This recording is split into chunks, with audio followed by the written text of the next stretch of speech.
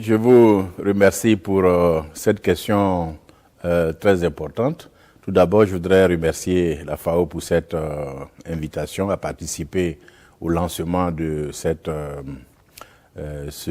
décennie sur l'agriculture. Vous savez, nous, en tant que parlementaires, pour mettre en place des lois, on écoute les populations. On met des lois en place pour régler des problèmes. Alors, c'est qui notre population? C'est ceux que nous avons écoutés depuis 2 jours, c'est-à-dire les ministères, c'est-à-dire la FAO, le FIDA, l'ONU, les agriculteurs, les paysans, les paysannes. Nous les avons écoutés, nous les avons entendus.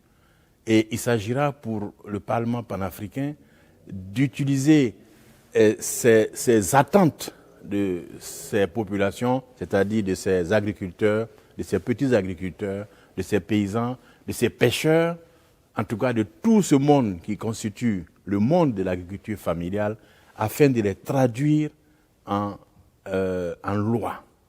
Et vous savez que le Parlement panafricain n'a pas encore le statut législatif. Nous sommes encore à un stade de statut consultatif. Nous attendons juste quelques ratifications encore.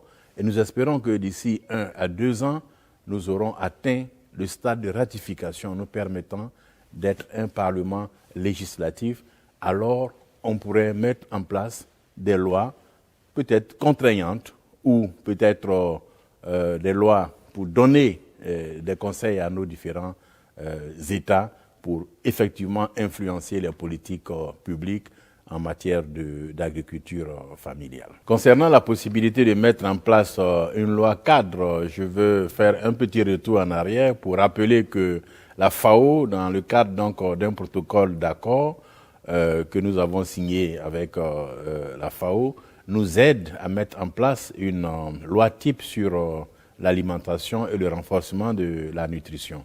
Et donc, de cette même manière, nous voyons avec des partenaires, et pourquoi pas la FAO encore, nous aider à nous soutenir pour essayer de mettre des équipes sur le terrain, des équipes scientifiques, des équipes techniques sur le terrain pour faire une prospection, pour prendre des avis des populations, des agriculteurs, afin de nous proposer une première mouture que nous pourrons débattre au niveau de l'Alliance et aussi au niveau de la Commission sur l'agriculture, parce que je rappelle que c'est la Commission sur l'agriculture qui chapeaute un peu cette alliance au Parlement panafricain.